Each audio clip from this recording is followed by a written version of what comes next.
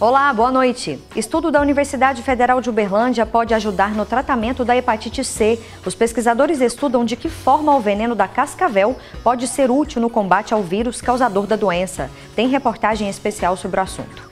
Daqui a pouco tem recital na UFO. A dupla que vai se apresentar veio do Japão. O evento é gratuito e você vai saber mais já já. Tem ainda as vagas do nosso quadro Mercado de Trabalho e os detalhes do seminário do Programa Institucional de Bolsas de Iniciação à Docência. Essas e outras informações a partir de agora.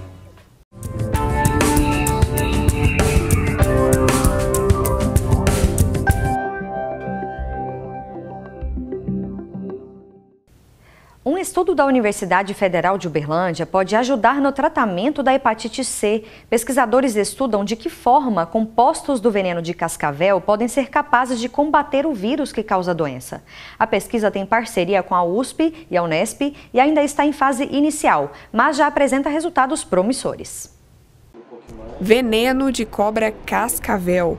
Ouvir essas palavras e ver essas imagens pode até causar uma certa tensão, mas no laboratório de virologia, no Instituto de Ciências Biomédicas da UFO, isso é assunto de pesquisa relacionada à saúde. Essas pesquisadoras são parte de uma equipe que observa os efeitos de componentes do veneno de cascavel contra o vírus da hepatite C. O estudo está em fase inicial, mas é uma possibilidade para o desenvolvimento de um antiviral, um tratamento para pessoas diagnosticadas com a doença. Até agora, descobriram que alguns elementos do veneno da cobra são até 97% eficazes no combate ao vírus da hepatite C. O que a gente fez foi avaliar um conjunto de compostos isolados de veneno de serpente, e são 3 compostos ou 3 fármacos, 3 proteínas, né? São 2 proteínas individuais e essas 2 proteínas juntas em um complexo. Todos esses compostos foram isolados do mesmo veneno, da mesma cascavel, e o que a gente avaliou foi a atividade antiviral desses 3 compostos contra o vírus da hepatite C no laboratório em ensaios in vitro, né, com células de uma forma controlada. A pesquisa começou em 2013 e reúne uma equipe de cientistas da Universidade Federal de Uberlândia, Universidade de São Paulo, campus Ribeirão Preto, e da Universidade Estadual Paulista. Por conta dessa parceria, as células humanas e os compostos do veneno de cascavel da espécie Crotalus duriçus terríficus já chegam devidamente separados para a equipe de pesquisadores da UFO. Sueli é mestranda na Unesp, mas vem realizando a pesquisa no laboratório de virologia da UFO. Então, para essa pesquisa, nós utilizamos uma célula derivada de fígado humano, e nós infectamos essa célula com o vírus HCV e analisamos a interação dessa célula, vírus e composto, e também acrescentamos 2 controles, um positivo e um negativo, para fazer o nosso comparativo, para ver se estava inibindo ou não. O que os pesquisadores observaram com esse procedimento foi a ação de 3 compostos diferentes que estão no veneno da serpente. Existe a crotoxina, essa aí no meio da imagem, que tem 2 cores juntas, azul e vermelho. A crotoxina é um complexo, 2 proteínas ligadas uma à outra. Os pesquisadores resolveram então separar isso, e daí temos a fosfolipase, que é a primeira da fila na imagem na cor azul, e também a de vermelho, que é a crotapotina. Com os 3 compostos prontos, vem o próximo passo: ver o que eles fazem na célula humana na presença do vírus da hepatite C. Bom, um vírus não infecta a célula de qualquer jeito, existe todo um esquema organizado. O primeiro passo é entrar na célula, invadir mesmo. Daí vem a replicação, que é como se o vírus xerocasse os componentes dele para fazer novos vírus. Depois de tudo isso feito, ele ainda quer sair, levando esses novos para infectar outras células.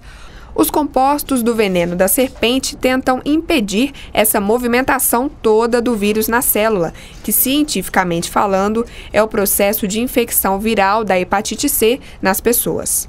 Então, a gente observou que um dos nossos compostos, a fosfolipase, foi capaz de bloquear a entrada do vírus nas células em até 97%. E também foi capaz de inibir a replicação do vírus, né, impedindo a etapa de multiplicação dos genomas.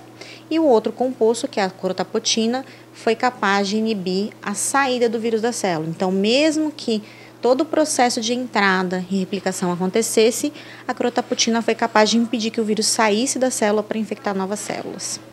De acordo com esse infectologista do Hospital de Clínicas de Uberlândia, a transmissão da hepatite C se dá principalmente por meio do sangue contaminado.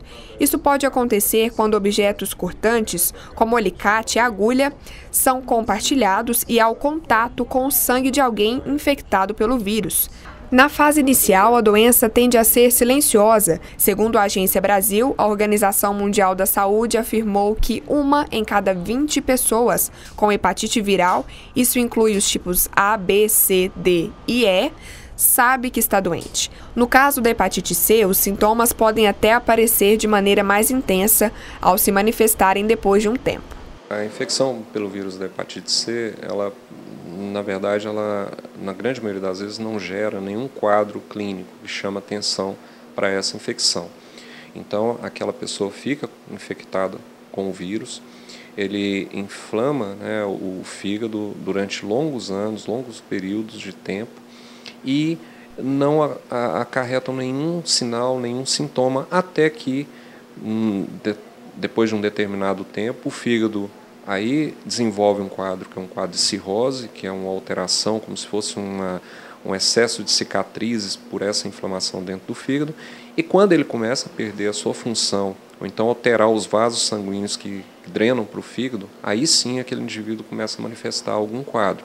Atualmente, não existe vacina para prevenir a hepatite C, mas tem tratamentos com antivirais. A expectativa dos pesquisadores é desenvolver um novo antiviral a partir dos compostos do veneno da serpente.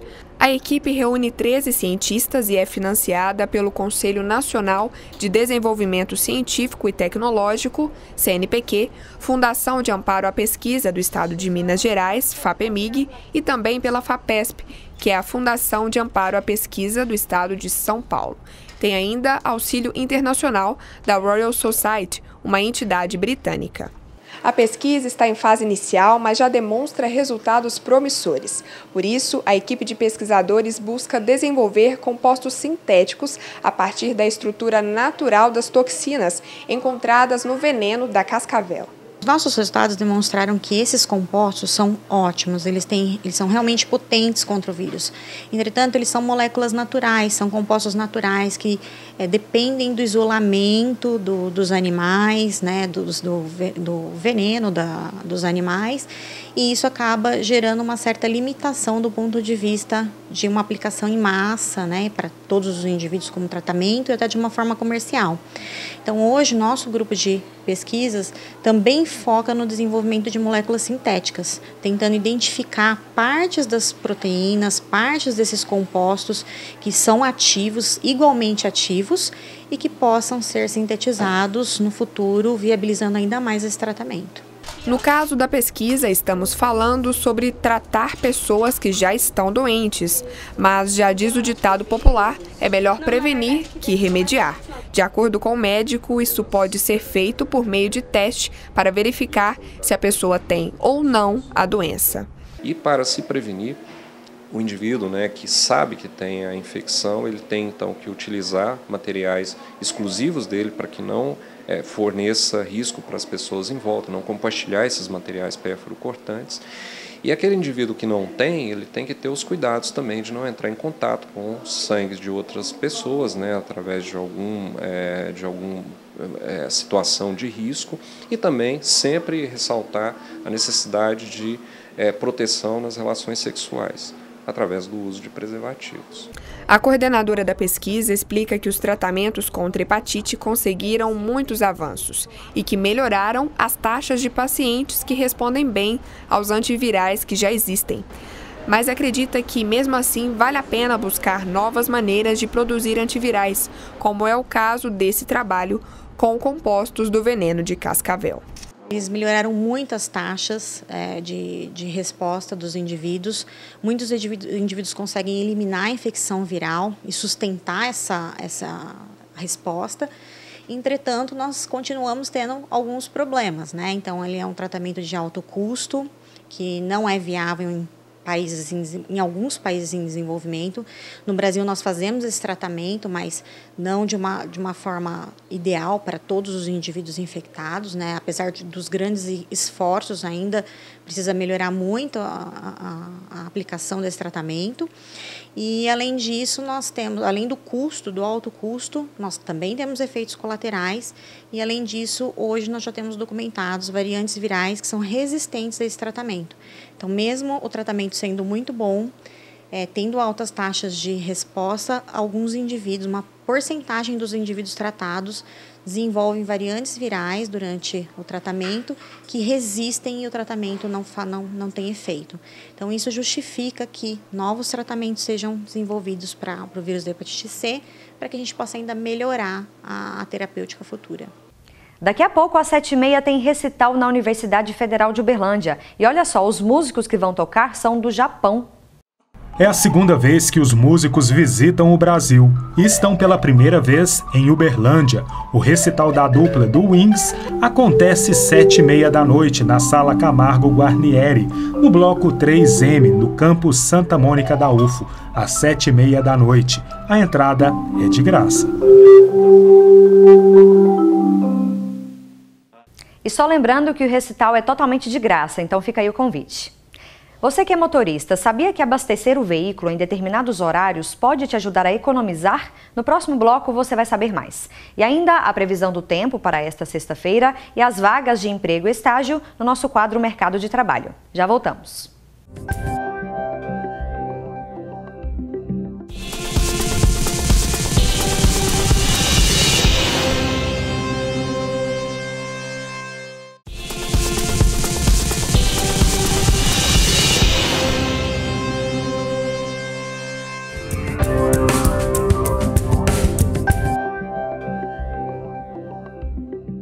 Hora de saber como fica o tempo amanhã. Dá uma olhada aí na previsão para Uberlândia e outras cidades do estado.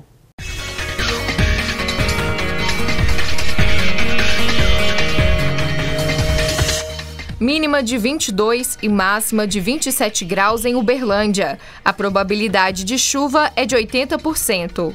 Em Iturama também tem previsão de chuva. Mesmo assim, a temperatura máxima pode chegar aos 33 graus. Deve chover forte em Sacramento. A temperatura varia entre 22 e 28 graus. Previsão de pancadas de chuva também em Planura. A máxima prevista para esta sexta-feira é de 33 graus.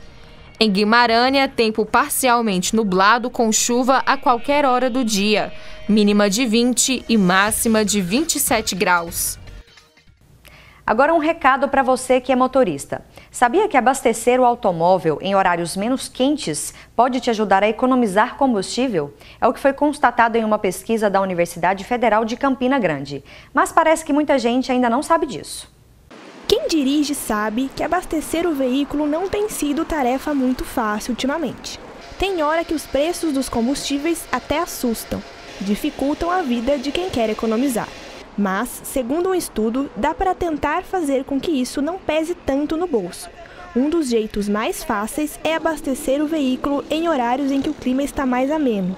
É o que diz uma pesquisa da Universidade Federal de Campina Grande, que constatou que a temperatura é um fator que afeta a quantidade de combustível colocada no tanque. Após 2 anos de testes feitos nos horários entre meio-dia e 2 da tarde e após as 7 da noite, a pesquisa confirmou que abastecer o veículo quando a temperatura está mais alta faz com que a gasolina ou o álcool sofra alteração de volume e assim o combustível pode durar menos no tanque. De acordo com o professor José Antônio, da Faculdade de Engenharia Mecânica da Universidade Federal de Uberlândia, isso acontece por causa das propriedades desses combustíveis e a relação deles com o calor. A tendência natural é de que todas as substâncias, ao serem aquecidas, elas sofram um processo de dilatação, de aumento do seu volume. E os combustíveis, eles são produtos vendidos a granel, cuja referência, de compra e venda é o volume. Então, se você abastece com um combustível que está numa temperatura mais alta, você vai estar adquirindo um volume corretamente, mas esse volume ele vai comportar uma quantidade menor de massa do produto. E aí cabe lembrar que a energia fornecida por esse combustível não está relacionada diretamente com o volume, e sim com a massa. Então, era natural se pensar que o abastecimento, quando esse combustível estiver numa temperatura mais baixa, ele vai ser mais vantajoso para o consumidor. Segundo os resultados do estudo, quando o motorista abastece o carro ao meio-dia, por exemplo, a cada 50 litros de gasolina, perde-se aproximadamente 400 ml. Já para o álcool, com a mesma quantidade, a perda é de 250 ml. A partir dos dados, publicados lá pelos pesquisadores da Universidade Federal de Campina Grande, o abastecimento por volta da hora do almoço ou no início da noite, tipo 7 horas da noite mais ou menos, representa ali uma diferença em torno de 0,8% no caso de gasolina e 0,5% para o álcool ao se abastecer um tanque completo de 50 litros. Traduzindo isso em números aproximados, do ponto de vista de percurso a ser percorrido, diríamos que a pessoa que abastece no horário mais frio, com um tanque de combustível, de gasolina, ele percorreria uma distância em torno de 5 km a mais, enquanto que o equivalente de álcool, ele percorreria uma distância em torno de 3 km, 3,5 km a mais, pelo simples fato de ter abastecido no horário mais frio. Mas no posto de gasolina, parece que muita gente ainda não sabe dessa relação. Estava sabendo desse procedimento aí, não. Eu coloco qualquer hora, no dia, de manhã, de tarde, à noite. Para mim, tanto faz. Olha, referente a essa diferença, eu realmente não sabia, isso para mim é novo e eu costumo abastecer meu carro quando dá. Tá entrando na reserva ali, eu vou e abasteço ele. Com os dados confirmados pelas amostras da pesquisa, o professor reforça qual a melhor hora para abastecer. O combustível ele é vendido a granel na base de um volume, então isso é a forma correta de se fazer realmente. Então essa diferença, provavelmente ela é considerada desprezível pelos órgãos regulamentadores. Agora, isso não impede o consumidor de aproveitar um benefício possível, que dentro da minha concepção, ele teria um maior benefício quanto mais frio estiver esse combustível. Então, a partir do final da tarde, à noite ou até no período da manhã, logo que amanhece o dia, saindo para trabalhar, faça o seu abastecimento, que provavelmente você vai ter um maior benefício nessa compra desse produto. E o calor não tem relação apenas com a quantidade de combustível. A calibragem dos pneus também deve ser feita quando eles estiverem frios. Caso contrário, há risco de colocar uma pressão menor que o ideal e danificar o pneu. Então, se o usuário fizer a calibragem do pneu com ele quente, ele provavelmente vai estar rodando numa situação de pressão mais baixa do que a ideal e vai repercutir no consumo, na aderência, na durabilidade do pneu, na resistência ao rolamento, que vai ser uma condição desfavorável. Você está procurando estágio ou emprego? Fique com a gente que no próximo bloco tem mercado de trabalho aqui no TVO Notícias.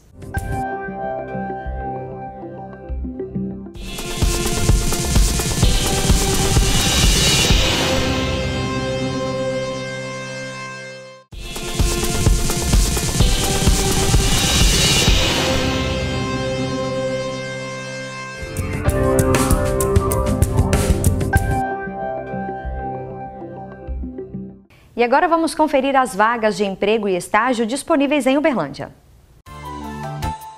Vaga para auxiliar de cozinha. O horário de trabalho é de 8 da manhã às 4h20 da tarde, com 1 hora de almoço. A remuneração é de R$ 1.315, mais benefícios. É preciso ter experiência de 1 ano em confeitaria.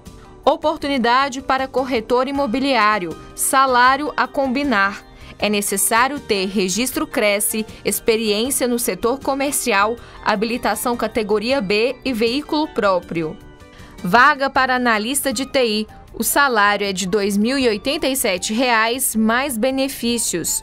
O horário de trabalho é de segunda a sexta, de 8 da manhã às 6 da tarde e sábado das 8 ao meio-dia. Vaga de estágio em atendimento na área administrativa. A bolsa auxílio é de R$ 700 e o estudante recebe vale transporte. Oportunidade na área de marketing. O estagiário recebe bolsa de R$ 800 e vale transporte. Vaga também para estágio em coleta. A Bolsa Auxílio é de R$ 650 e o estudante recebe benefícios. Na próxima semana tem seminário sobre o Programa Institucional de Bolsas de Iniciação à Docência, PIBID. A coordenadora institucional do programa na Universidade Federal de Uberlândia, Renata Carmo de Oliveira, vai contar mais pra gente sobre esse evento que é totalmente gratuito e vai acontecer em Uberlândia e Ituiutaba também, no campus da UFO lá, né, Renata? Boa noite. Boa noite. Muito obrigada, obrigada, viu, pela presença. Eu agradeço muito esse espaço. E exatamente isso, o nosso programa vai, então, está promovendo, né, esse encontro que se inicia em Ituiutaba no dia 19, entre 19 e 21, e em seguida em Uberlândia a partir do dia 21. Agora esse evento vai discutir uma série de temáticas dentro do PIBID UFO e também Histórico Nacional, né, Exato. Renata? O programa de iniciação à docência é um programa que tem por objetivo a formação de professores para a educação básica.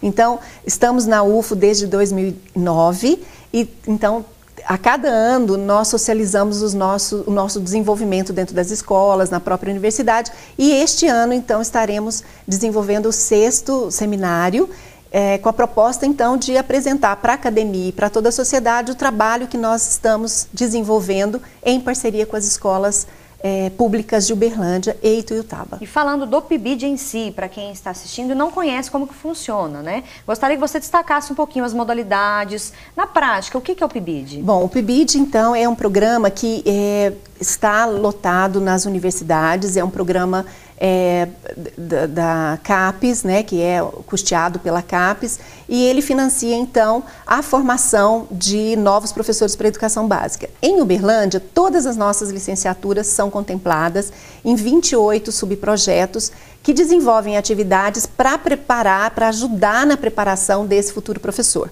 Então, nós estamos em Uberlândia em 59 escolas, entre municipais, estaduais e a ESEBA, a nossa ESEBA, em Ituiutaba em 17 escolas públicas, desenvolvendo um trabalho onde o nosso licenciando, ele passa cerca de 12 horas na escola, acompanhado por um professor, que também é bolsista do programa, um professor da educação básica, e que então ele vai desenvolver atividades planejadas juntamente com professores da universidade, para que ele possa então se apropriar desse espaço que é o espaço do docente, da educação básica. Então, é um programa que visa aprimorar essa formação de um futuro professor para a educação básica. Agora, falando em aprimorar essa formação, como você avalia o feedback desse programa aqui em Uberlândia, essa capacitação, né? A gente pode falar assim. Exato.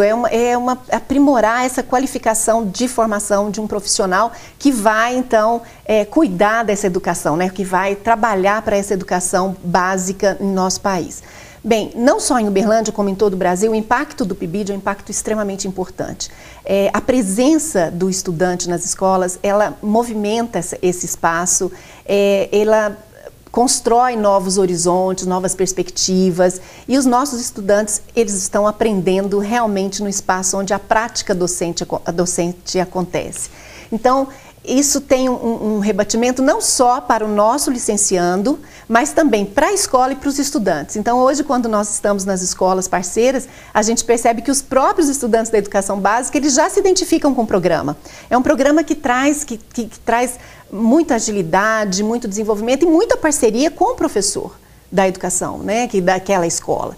Então, isso tudo tem trazido um aprendizado imenso para nós, que somos formadores de professores. Uma parceria que se concretiza, uma parceria inestimável entre a universidade e as escolas públicas de Uberlândia e Ituiutaba. E, claro, para a formação desses professores que já estão na docência, porque o professor que acompanha o nosso programa, ele acaba voltando para a universidade. E isso é muito importante para todos, né? Para eles, para a educação como um todo. Então, hoje nós temos professores, supervisores, que nós chamamos, que são os professores da educação básica, que recebem os nossos licenciandos, que voltam para os nossos programas de pós-graduação. Então, temos várias teses de doutorado, dissertações de mestrado, que são desenvolvidas a partir do momento em que o programa se estabeleceu na Universidade de Uberlândia e em Uberlândia, né, nas escolas públicas. Agora, essa relação universidade e sociedade, né, se concretiza também por meio desse programa, essa é a ideia da UFO também, né? Sim, hoje é muito interessante, quando nós estamos nas escolas públicas, de ouvir os pais se identificando com os nossos licenciandos, dizendo, olha, você é do PIBID, então o PIBID, né, essa sigla, ela já faz parte do cotidiano das escolas. Então, aquelas que ainda não têm o PIBID, elas sempre nos pedem, entram em contato, querem saber como ter o programa nos seus espaços, nas suas escolas. Mas onde estamos, nós somos identificados pelas crianças, pelos pais e, claro, por toda a comunidade escolar, onde nós estamos parceiros, né? Onde somos parceiros. Todas essas temáticas serão discutidas nesse evento, que é totalmente de graça, né? Que será realizado na próxima semana. Exato. Vamos fazer o convite, né? Para quem tem interesse. Claro. Olha, todos aqueles que se interessam pela formação de professores, pelas discussões sobre educação básica, estão convidados para esse evento. Nós estaremos com o nosso diretor nacional do Fórum do PIBID, né, o nosso FOR-PIBID. Teremos também a presença dos professores, coordenadores da UFO e de todos os diretores das escolas que foram convidados, professores, para que a gente possa efetivamente discutir sobre tudo isso que nós estamos construindo. E teremos, então, momentos para discutir o que está acontecendo hoje com o programa e a educação no Brasil. A conjuntura atual, né? Mais exatamente. A questão do edital, né? Da descontinuidade. Isso, nós estamos aí com uma proposta da CAPES de um novo edital, mas de finalizarmos o atual edital, e isso interrompendo até a implementação de um próximo edital, isso causaria um impacto muito importante. Então, o que nós queremos é que a CAPES, ela dê continuidade, prorrogue o edital atual até a implementação do próximo, para que a gente, então, mantenha esse trabalho que é tão importante para todos nós. Então, fica o convite aí, ó, quem quiser se inscrever, o site, né? Exato. www.seminariopibidufo.com.br. Para quem está em Tuiutaba, a inscrição é até o dia 19. Até o dia 19, inclusive no campus da FACIP, nós estaremos lá fazendo as inscrições também, ou pelo mesmo site. E em Uberlândia, inscrições até o dia 21? Até o dia 21, okay. Isso. Muito obrigada, viu, pelas informações, Renata. Eu que agradeço muito o espaço. Obrigada. Estamos à disposição para divulgar os eventos da universidade. Muito obrigada. E o TVO Notícias de hoje termina agora. Você confere mais informações no Jornal Minas, segunda edição. A gente fica por aqui. Boa noite.